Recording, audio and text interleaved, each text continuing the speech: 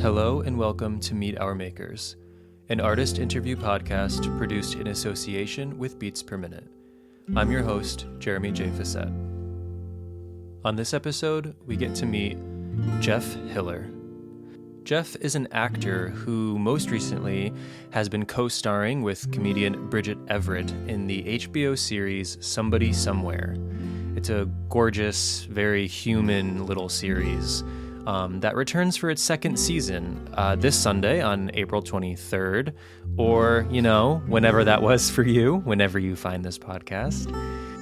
In this chat, Jeff and I talk all things Somebody Somewhere. We talk themes, we talk characters, we talk the rarity of this show in relation to the current TV landscape, the queerness of this show, his start in the industry and the sort of long, complicated road that led him to this acclaimed series and this acclaimed performance. We also touch upon current events, popular culture, shout out to Betty Gilpin. And before we get into the interview, I just want to remind you all of the Patreon page. If you haven't yet, please consider going to patreon.com/meetourmakers and consider becoming a pledging member. It helps out the show, and there are some little rewards you can get from it. It was such a delight chatting with Jeff. He is such an infectious laugh and an infectious demeanor, and it was just so much fun. It's tangential, it's a little irreverent, but most of all, he is so candid and warm and inviting, and I appreciated that very much. So thank you for listening. I really think you'll enjoy. This is me meeting Jeff Hiller.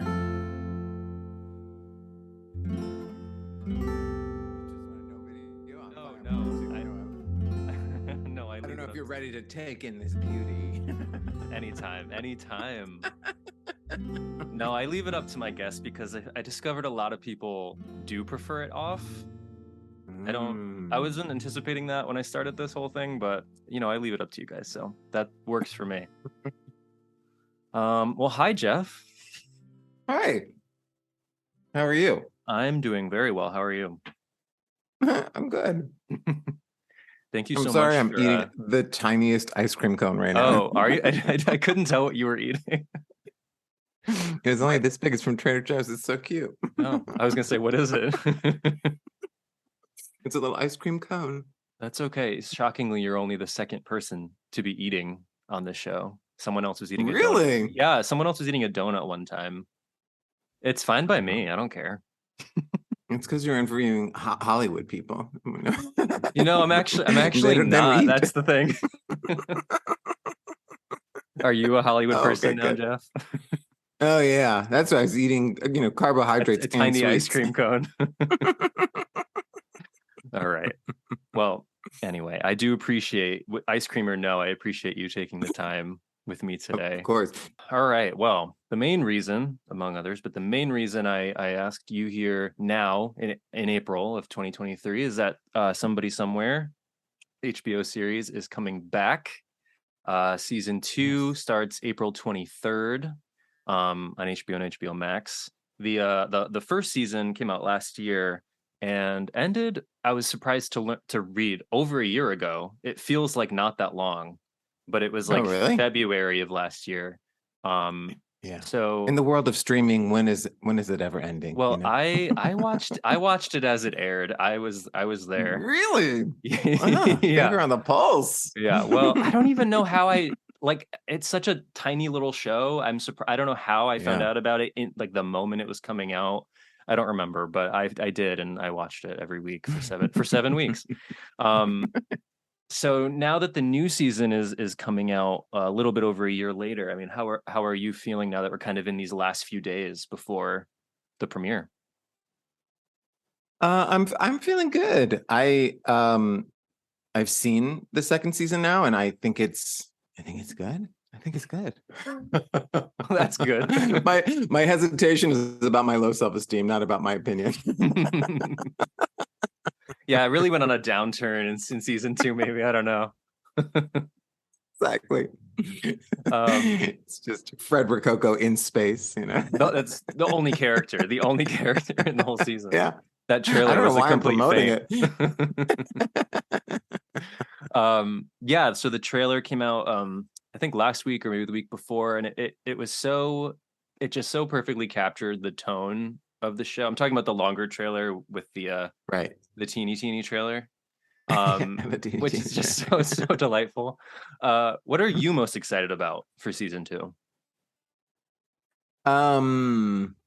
Well, we shot it like way back in July. So um it doesn't feel like it feels like, oh my God, I can't believe people haven't seen this yet. It's Yeah, been like 9 months. yeah, So it feels very exciting just for people to know what I know. Cause like I'm not in the writer's room, so I'm just as much like everyone else being like, what else is Joel gonna do? You know? yeah, So what I really love is uh Sam and Joel's relationship and how it's progressed since season 1, and how their affection for each other has grown so tight that it's almost at the expense of exclusion of other people. And so I just think it's really interesting the way the writers have created it. And I don't know, I really just want people to see it. I'm excited for them yeah, to actually have eyeballs on it. yeah, and it is, you mentioned the age of streaming. It is a weekly show. It's not one of the shows that you can just sort of binge, which I think is kind of nice actually for a show like this. It has a very sort of low key rhythm to it that I almost feel like binging doesn't suit. So I kind of like that. We have to sort of wait and sort of let it marinate. Right. Yes, exactly. Um, Although if you do binge it, it's shorter than most Oscar movies, you know? yes, it's I believe it's 7 episodes again. It's a quick little breeze.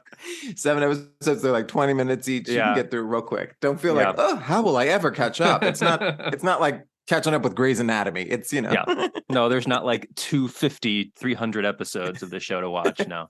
exactly. Um, yeah, I'm very interested to see how their relationship progresses because that was one of the things. Actually, I just rewatched the pilot this morning because I hadn't seen it since last year. And Mm. the relationship between those two characters, between Bridget Everett, who plays Sam, and you, who play Joel, uh, happens so quickly. Like it's so just sort of blink and you miss it. Did you know Bridget beforehand? Sort of. So, yes. I mean, I knew her. Right.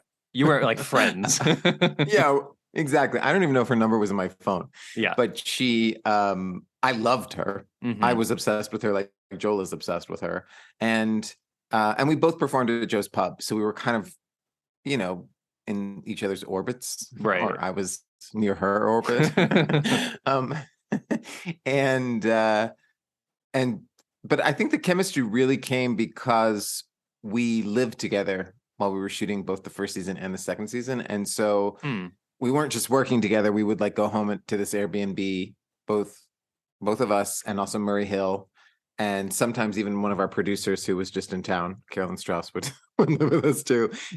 One of our directors called it the Ding Dong Dorm, and I think it just really helped foster having a friendship because we were creating a friendship, you know. And it was also like high COVID during season 1, so we were like Yeah. we couldn't even go to brunch or whatever. We were just like having a lot of DoorDash And together. being like, thank you, thank you. Exactly. Look, we can breathe the same air. We're a pod. Yeah. It's funny too, that kind of strategy that I've known some films that kind of do that and some series do that, but I feel like it is such a risk because like Yeah, we if can it also hate each other. right, if it doesn't pay off, like that's gonna be tough. But like the chemistry between you Fair. guys and Anne Murray, who comes in later, is so quick and just so easy and warm. I mean, that rapport, like I specifically think of the scene when Sam goes outside and you go out to comfort her. Hmm. It's like my guitar just fell over. We have so many. I know. I have an issue. um yeah, but you got to comfort her and like I don't think you guys had said a line to each other at that point, but it's just like instantaneous. You go out and you comfort her and you tell her that you remember her and it's that really And I think the lovely writers, moment. right, and the writers set that up really well, where she doesn't remember him, but he not only remembers her, but he reveres her, and so it doesn't feel awkward for him to talk to her because she is, Right. she's royalty or whatever. She's so fancy, and for her, she's in this, she's just cried, and so she's already in this vulnerable space. She's already cracked open accidentally, Yeah. and he's the one that gets in there. The moment when the moment when she starts crying in the room, because I was watching it again, I'm like, what is this? The fourth shot of the show? Like, it's so early and she's already crying. It's so good. I'm gonna get to that meat real quick. Oh my God, I know. But so that scene specifically, I had a note down because I had forgotten this line, but you have a line that is particularly sort of gutting and sad in a way. And I feel like you probably know what line I'm talking about, but it's when Sam is like, she says she remembers you, and you're like, no, you don't. And she says, no, I don't. Right. And then you said, it's okay. A lot of people don't remember me. And I feel like that is sad. It's so sad. And it's something that is so relatable. Like it, especially like I relate to that. I was a queer kid in high school. It's a very specific experience. And you do kind of remember everyone else, even though so many of them don't remember you. I mean, at least for me, it was like, well, of course I remember you. I wasn't talking to anybody. I was just watching all y'all. Right.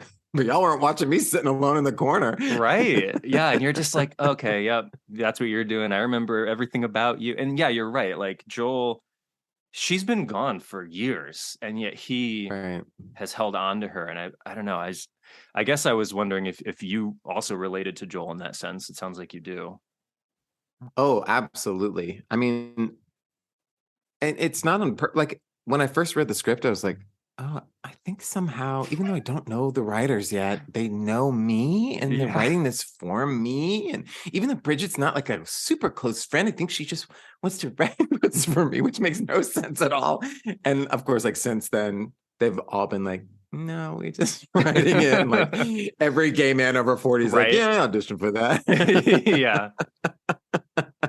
But I think that's the reason I got it, is it just really was very much like me. I'm a theology major. I grew up in the church. I drove a Buick LeSabre for many years. That's what his car is too. There are all of these and in season 2 they started writing, for me, and so they would take things like, one of my favorite songs is Gloria, which as you saw in the teaser trailer, I say I want to be sung at my wedding because it is just one of my favorite songs, and Bridget really loves that song too. And I love getting steps, so they made my character get steps. But other than that, it's all just weird coincidences. I have a vision board. I want a Vitamix. I got one actually. because of Joel. I actually got it before I even got the pilot, so that's the synergy we're talking here. Yeah. Is there so I mean, it's not that they wrote it for you. The overlap was sort of incidental or coincidental, but is there any ways in which you felt very different from him that you had to kind of key into?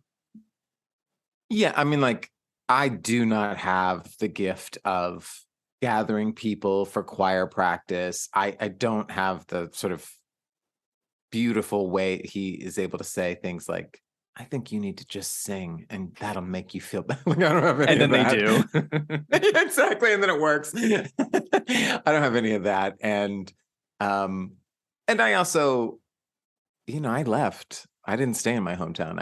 I know what the church is like, but I'm not a member of it now. And in fact, I don't know.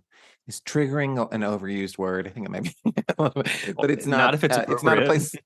Okay, good. I think it's a little triggering, and so that part is, I have to really think about it. But fortunately, I know a lot of people who are still part of the church and who are good people, so I'm able to key into them and their thing. But like, it's a little weird. It's like you're having a dream and you're back in your teenage years and you're like, what's going on? Exactly. You're inspiring me to jump ahead a bit, because one of the things I love about this show is it's about so many things, despite being so uh minimal in a way. It's about so many things. It's about friendship and family and finding your people and all those kinds of things. But it is also about the South, and it is also about people who are religious people, and it doesn't cast a lick of judgment on any of it.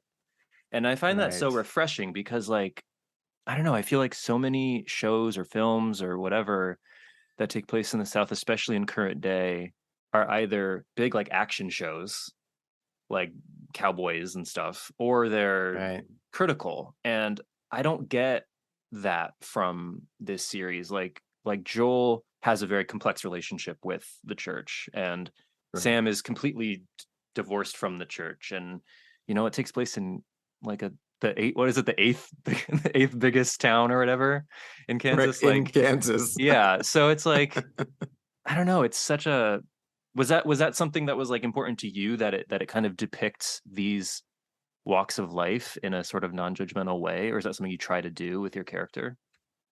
I mean, it was important to me. It doesn't really matter. Like, I'm not in charge at all. But Yeah. thankfully, the writers and the showrunners and Bridget, they have this, they call it a mandate for authenticity. And Mm, so they wanted to seem real. They wanted to, from little things like most of the people in the background should be wearing some sort of purple because that's what K-State's colors are. But to like big things too, where it's like, just because you go to church doesn't mean you're oppressing the queer people, or which is not to say that all churches aren't. I mean, you watch the news and you're like, it seems yeah. like it's a real thing too. Something's going on over there. But exactly. But there are also all of these really progressive liberal churches, and in a lot of small towns, it's churches are the only people doing social justice work. There aren't a raft of nonprofits that are able to do that. So Hmm. churches are doing some really good stuff too. And I don't think that this show is saying like all churches are good. That's the whole point of this show is just trying to be truthful. And this is a truth. And it's a truth that for whatever reason is just never seen in pop culture ever. You Yeah, never see a church. Well, first of all, you barely ever see a church. And when it's you do, true. That's true. it's oppressing a big part of people. But still, there are so many people in the United States who are, faithful, belong to faith communities, and I think it's a really important thing when you're in the Midwest. Mm, It's like a big part of community, and it's a big part of um, just everyday life, yeah. social life, and stuff. Yeah, and that sort of everyday life is kind of what the show's about, so that Yeah. kind of makes sense. Like, it's not a big flashy. I was thinking the other day too, because we had not scheduled this exact date yet, but we were working on it. And so I was like, oh, I'm thinking about the show again. And I had just watched the latest like Succession. And I'm like, it's It's like a little different. yeah, it's like Whiplash. And I'm just thinking about this like TV world that we're in, where we have shows like Succession or Barry, which is about to come back, or Right. The Crown, or like these big, big, big, big shows. But then you have Right. this little thing over here that's like just about everyday life. I mean, isn't there something, I'm assuming you would think there is, but isn't there something to be said about that sort of quietness these days? Oh, yeah, completely. Look, I watch Succession. I watch Barry. I Yeah, watch The Last of Us. I me too. watch these shows. Yeah, they're great, And I even want. I mean, I could like don't give me a quiz or anything, but I've seen some Marvel movies. I get it. I've seen some of those Avengers. And I'm like, oh yeah, fun. But I, I that doesn't mean that we can only tell those stories. That's I think the problem with the capitalist side of entertainment. It's not just about the creative side, and so we miss out on so many tales. And I'm not talking about just small shows about people in the Midwest. I'm talking about like stories with female protagonists. We're talking major stuff here. And I think I love this show that it offers just this thing that you can't really get anywhere else. Mm, I mean, The only other small town show I can think of is Schitt's Creek, and which is very different. Yeah, by the way, I loved it too. But yeah, it is really, really different, and it's not really that show isn't realistic, which is one of its huge charms. But I think our show is more about realism, about real people's stories, and it's great to tell stories about people that you really haven't seen before. I mean, I've been working for 25 years, and I've never had a role where I had an interior life.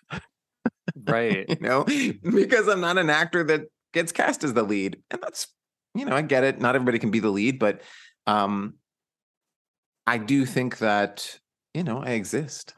I have a story. And so I think that there is some importance to being able to share this story. You don't see a character like Sam on really any other TV show, let alone as the lead. Exactly. There are so few trans characters in lead roles, and even fewer trans masculine characters. And it's just nice to have some variety. Yeah, variety of humanity. Yeah, and I mean, there's not a lot of trans characters, and most of the ones that spring to mind are in dramas or tragic, or which there's a place for that. But then you have someone like Frederick Coco, who is a joyous character. And like just tries to bring joy to people's lives, and no one, at least in season 1, no one really gets in his way. So right, and the story isn't about him triumphing; it's about him living. And he's already triumphed. Right, exactly, and it's also just showing like, all of these trans people that we're so afraid of, that we want to keep out of bathrooms, and not allow drag queens to read to our kids, because really this is just a secret for getting rid of these trans people. It stems from, obviously these people have never met a trans person, you know what I mean? Not knowingly, anyway. Right. Oh, touche. And so I think what's so important about this show is it just shows a character who's trans, Yeah. And obviously being trans is a big part of his identity too, but it isn't the only part of his identity, which I think is important to see. Yeah, and I mean that extends Tennessee. It's important to Tennessee. There you go. I can't help it, Jeremy. I'm very political and punny. Yeah. Hey, that's gonna be my grab line. But no, and it extends beyond Frederick Coco too. I mean, Joel isn't just a gay man. Sam isn't just a grieving sister or an ex-singer. Like, there's so many facets to these people. And it's not to say there's not facets to people on shows like Succession or The Last of Us. It's just there's so much loudness these days in and out of TV. And so it's sort of, I'm very excited that a show like Somebody Somewhere, first of all, got renewed, because so many shows, right? So many shows I've loved have been unceremoniously canceled after one or two or maybe three. Like Enlightened, I always think of Enlightened, the Laura Dern show. What an amazing show! Just these quiet little stories that like people are like, well, we're done. And not to, I'm not going to talk shit about HBO right now, because what show is great? Also HBO. I know, right? Exactly. Yeah, right. And also, but did you see Getting On? Also HBO. Yeah. Yes. This quiet little show. So good. It was beautiful, but it's also like a show that like you can't. For some reason, it's hard to get masses to see it, because it's like, I don't know, some show about old people. But it's also a medical dramedy, which are all the rage. That's how they should have spun it.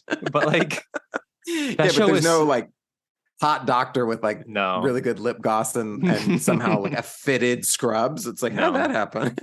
But what you do have is the best Laurie Metcalf performance probably ever, and then Niecy Nash just killing it, and it's like, what? A revelation. Where are the people? I know. So I was very happy that it got renewed. I was very, very happy. Thank you. Me too. And hopefully we get a season for more 3. reasons than just I know. Yes, hopefully a season 3, please. Let's get a season 3. I want to go on record as being pro season 3. Yes, we're all pro season 3 here. So season 1, you said you were shooting during COVID, which means that it was probably two years ago or so that you guys were shooting. How early on were you brought into this? Were you pretty early? Well, I came on before we shot the pilot. Where am I from? I'm from Texas. Before we shot the pilot, and we shot the pilot in October of 2019. So I was involved with it for a lot longer, a lot earlier than people saw it. And then we shot the pilot. We got picked up on March 6th, 2020. Oh yeah. And then I don't know if you remember what happened in March of 2020. I'm a high school teacher, so I definitely remember. Oh God. Oh my God, that sounds miserable. Whole other story. Is this where you taught? Was this where you were like Zoom teaching? Oh, this is where I was Zoom teaching. That's nice. I would be like, oh, my teacher's cool. He has guitar. He has a PJ Harvey poster on the wall. Exactly. Oh, hip teacher. Yeah. So anyway, it was a full year and some. We shot the pilot in June of 2021. So it was a long wait of like, because and then like you started hearing about like Glow. Remember Glow, which was like this kind of big hit, and they were like, oh, we're just not going to do the last season. And I was like, oh my God, if they're not going to do Glow, what's the chance of us still R.I.P. Glow. Talk about shows that get canceled. It's a very uber specific show. It is. Although I feel so bad. Didn't they shoot like 2 episodes of the last season and then they canceled it? Yeah.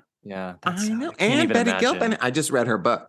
So good. It's so good. I read all the celebrity memoirs. I usually don't, but I could listen to her talk or write forever. So I know she's got like such a vocabulary. I know. And she had that movie that also got like canceled, like because of political reasons. It was so crazy. Or Betty I Gilpin. felt bad for Betty Gilpin in 2020, and her whole book is like whatever. I had a beautiful dog. I know. Oh my God, her dog. I'm gonna cry. Let's stop talking about Betty Gilpin.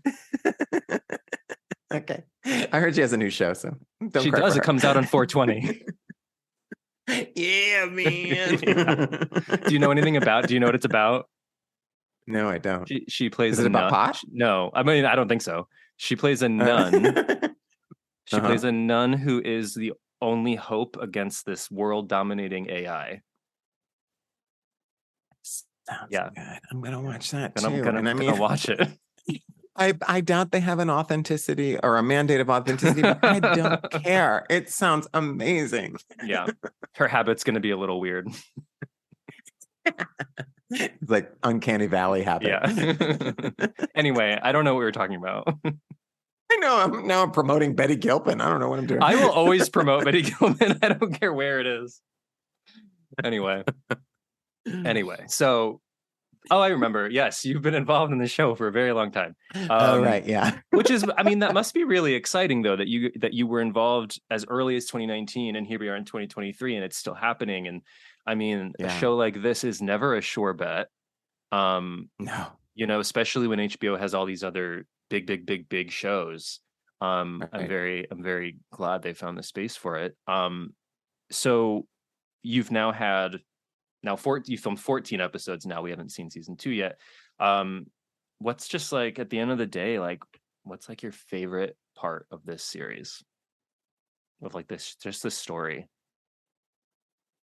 Or being involved with it. My favorite part of the story is the friendship between these characters. I think it's real, and I think it's beautiful, and I think it sort of weirdly mimics or mirrors my life, which is that like I'm over 40. I really, I've been trying to be an actor on a sitcom for 25 years, trying actively. and this is the first one that anyone has paid any sort of attention to, and it has given me hope, but it's also about these characters not giving up on their hope. And so it was a real balm for me. And I think it would have been a balm for me even if I were just a viewer, although it's clearly a more significantly financially remunerative balm than if I were just a viewer.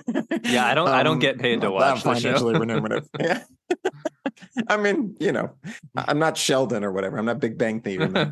But the point is that I love Bridget says this thing about how the show's really about not giving up on yourself. And I think I was sort of dangerously close to doing that. And I feel like this show really saved me from giving up on myself. And I'm so grateful to it for that. And I'm also just so grateful that it seems to be connecting with other people who I hope will also not give up on themselves, Yeah.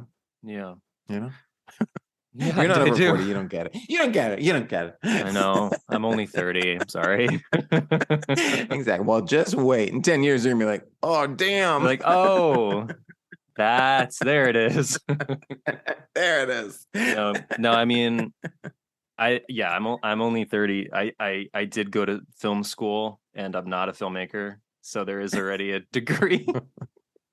Touche. There's a degree. There's a degree of like, oh, okay. And I don't know about you, but when I was 30, I didn't even have an agent yet. And I was like, well, this is never going to happen. I don't even have an agent, much less like a show, and Angelina Jolie is sometimes my agent, sometimes older. I don't get it. Anyhow, she already had an Oscar by then. And so you do this compare despair thing. And it's stupid. I should be so lucky to be 30 and have a film degree and hope and promise for my future. I mean, I appreciate that. But yeah, so I have a film degree. I also have an English degree because I'm a teacher, but that was sort of a like halfway through college, like, oh, I'm not gonna get a job, am I? I need a practical bachelor's. Yeah, and I was like, the only other thing I ever wanted to do was be an English teacher. So I was like, oh, I'll try that. And I mean, I do enjoy it. But yeah, it is kind of funny that I have this film degree just like hanging out in my back pocket. But you know what? But it helps with this, right? It does, and I mean, it helps. It helps. I think I mean, I'm not trying to say this braggadociously, but I think I look at film and TV maybe slightly differently than if I hadn't gone to film school. I mean, one would hope. Yeah, right. You would spent hope. a lot of money on that film school. I know. Did a lot of film studies. Still haven't seen The Godfather though. Just don't tell anybody. But I haven't seen it either. I hear that Diane Keaton has a really bad wig in it. That might be reason enough, though. I know that's the only thing that tempts me. But no, like, in film school, we were getting towards the end, and like, I was very proud of what I was making. And then like their whole advice was like, go to LA. And I was like, but what if I don't want to right now? And they're like, well, you gotta go to LA. I'm like, okay, great. Thanks. Where are you? I'm in Connecticut. I'm close to New York. Okay. So I could do it that way. But yeah, I was just like, that's not helpful. Like, we got no connects out of it. We got no practical advice. Like, I forget how to use a camera. Like, it's fine. But like, also, if you're a director, you don't need to use the camera. That's what you have a cinematographer for. You just look at the little monitor. Yeah, and you say, maybe less waterworks in that one. But yeah, so I am only 30, but I do. But I can cry. But I know how to cry. I know. Speaking of cry acting, Bridget Everett, man. She's good at it. She's good at it. God, she's so good at it. That scene, she cries so much in episode 1. I forgot how much she cried in episode 1. Because at the end, she cries too. When she's singing. Yeah. I was getting choked up at that moment. Because she looks at Joel and there's like that unspoken, like, we're going to do this now. No. It's so sweet. Beautiful. Yeah. There are some shows that are just like nice, like make me feel warm, and I feel like this is one of them. It's when we first aired, we were after Euphoria. Oh, Jesus. And I thought that was like a real nice, like little, like, oh, good, we need some come down. Oh my God, the after it's party. Like a balm. It's a balm, yeah. And then now we're after Succession, and I feel the same. It's like it's a very tense thing to have right before you go to bed on Sunday night. So watch Somebody Somewhere. It'll lower your blood pressure. Yeah, I think Barry's on the same night. That's a rough night. It is. We're right after Barry. So you watch your Succession and your Barry, and then you watch us, and I'll be fine. I mean, to be honest, I go to bed at like 9 because I wake up so early. Yeah, totally. You can watch it on Max. I watch it on HBO Max the next day. I forget what I was going to say next, so I'll just go to my next question. You did mention before, this is the first, we're classifying this as a sitcom. This is a very specific kind of sitcom. I don't think this kind of sitcom would have been around 20 years ago. No. I mean, it's barely around now. It's just a whisper of a show. Exactly. We'll just talk about it around the corner. No. I'm actually really happy you watched it. Let me just say I can walk down the street, okay? Yeah. No, I know.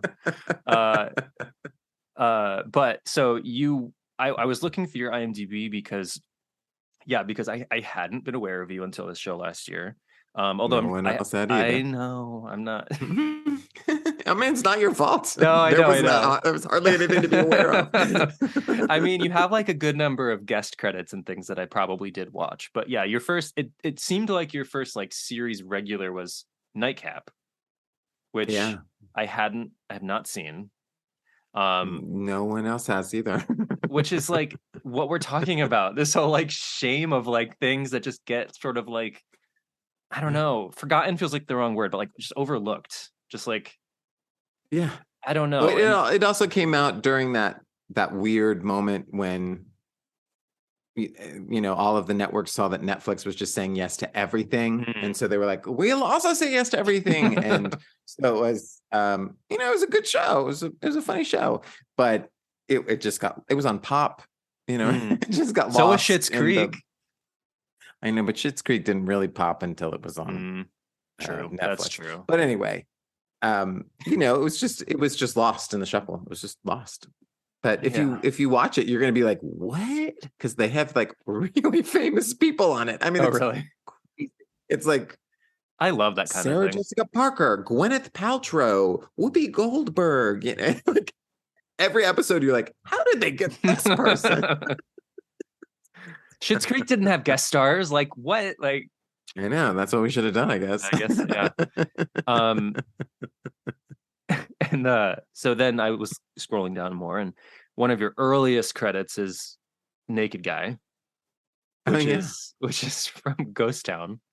I don't think it was your first credit, but it was like very close to being your first credit. It was a big deal. How did you land Naked Guy?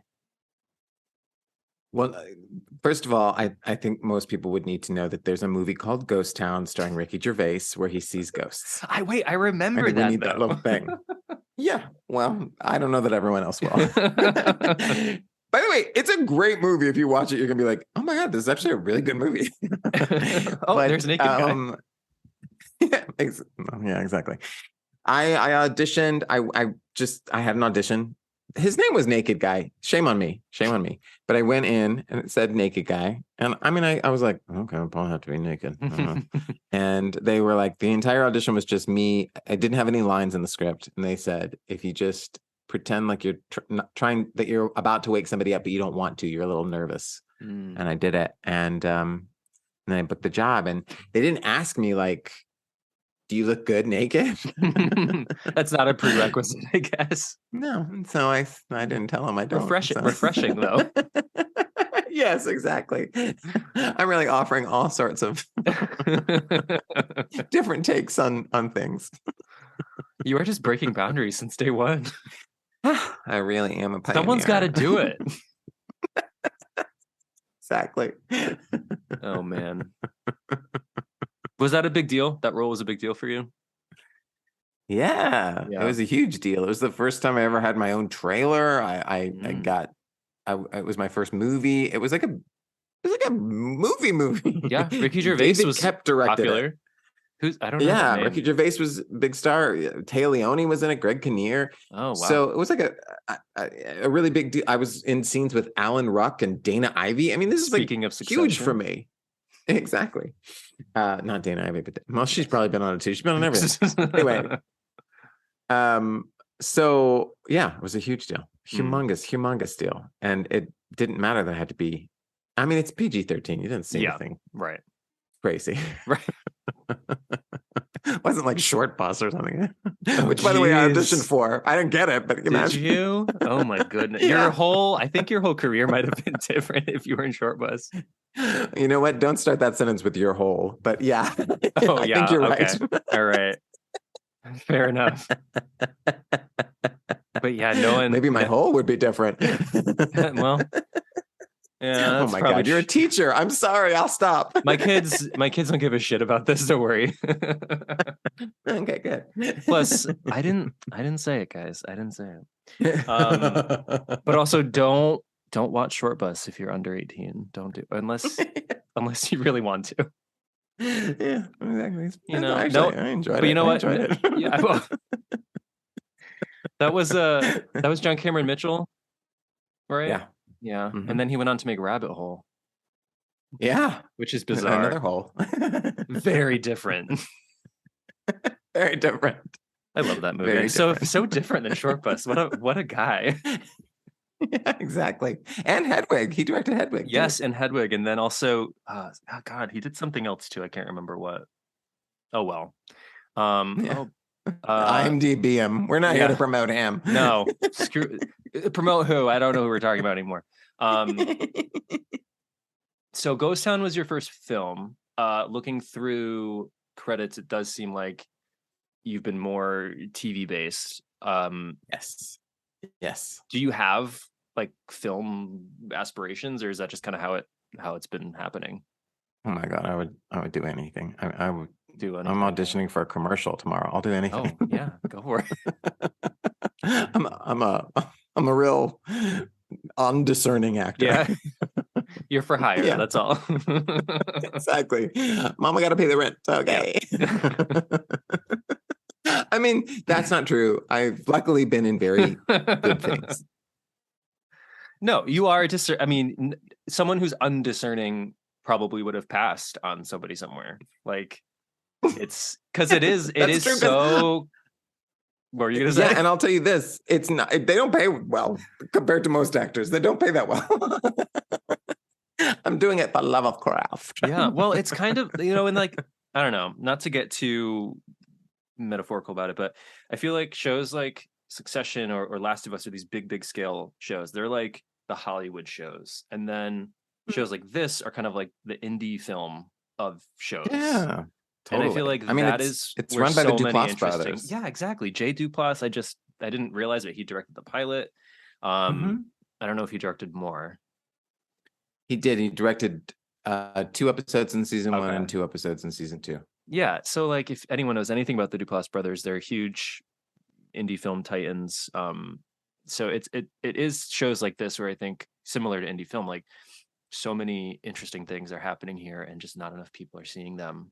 The show that comes to mind when I think of this is Rectify. If you ever watched Rectify, it was from a few years ago. It's a very, very serious, sober drama. It's not a comedy at all, but it takes place in the South, and it's a very small town, and it's very sort of like relaxed rhythm. And J. Smith Cameron is in it again. Speaking of Succession, and it's just sort of like all these like really interesting stories are being told, and yeah, they probably don't pay as well as something like Succession would, but just like Captain Marvel didn't pay Brie Larson as much as Room did. But you know what? Which one did she get an Oscar for? I don't know. Oh, I see. Yeah, you mean vice versa. Yeah. She made less on Room. Yeah. Totally. Exactly. Yeah. Exactly.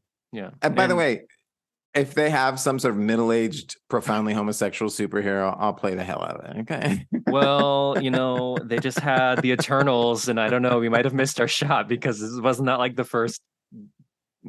I forget. I don't even know which one it was. One of them was gay. Even one of them was gay, but I bet he was real hot too. Was it Kumail Nanjiani? I think he was the gay one. Was he the gay one? No, I'm spreading rumors now. I don't know. I don't know either. I don't know. I could be wrong, but it's kind of like when there's like the first Disney gay character, and it's like, no, they're not. Right. No, they're not. It's fine. You think Sebastian was straight? Yeah. Flounder. I mean, I don't know. That clock. Yeah. Although speaking of, I think Beauty and the Beast was the one that they were like, we did it, and it was like Gaston's assistant guy was the gay Oh, one. right. I forget his name. All It was right. like they danced Right. together for like a moment. All right. All right. Right. But yes, let the record show if Marvel's ever looking for a gay man over 40 to be a superhero, Or DC, I or don't DC. discriminate. I don't think there are even other superhero companies allowed. I think it's just those two. Okay, great. So yeah, we'll put out our feelers. Do you so you've been at, I mean, you say you've been at this for 25 years. Do you remember like something you watched when you were younger that just like struck that for you, or like a show you saw or something that kind of like instilled like, yeah, that's what I want to do? Yeah, I saw E.T. and when I was like, what's gonna happen with Elliot? My mom was like, well, he's just an actor. That's a child actor. And I was like, I want to be a child actor. You're like, she wait, was what? like, you can't be, you're too tall. Oh no. She said I was too tall. And she's like, it'll help when you're an adult. And anyway, so then that's what I don't know. I just always wanted to perform, I think. Yeah. Were you like a total theater kid? I tried to be, but it's hard to be. It was like 1992, 93 in my high school in Texas. Mhm. They weren't like cast. I was like the guy in Oklahoma, and like the mortician in old our town. They gave me really tiny roles because I think they didn't like I was a little limp wristed. Little light in the loafers. Exactly. They were like, Or what's that? We don't buy it. That Kate Blanchett meme where she does the wrist thing. Yes, exactly. Oh, geez. Did you Exactly? I was Kate Blanchett meme. Yeah. Just go back in time and tell them that. That'll really fuck with them. Oh, geez. All right. So I love that you think I was talking to them, or that they would listen. You're like, oh, I'll be the mortician. Okay. Exactly. Thank you for including me. Well, we have to. Oh, geez. Anyone who auditions. Well, did you so when you got somebody somewhere, and maybe I don't know if it was then or maybe when you saw the response to it or what, but did you feel it? Did you feel like a shift when you got this role? Yeah. Unless you wouldn't call it that.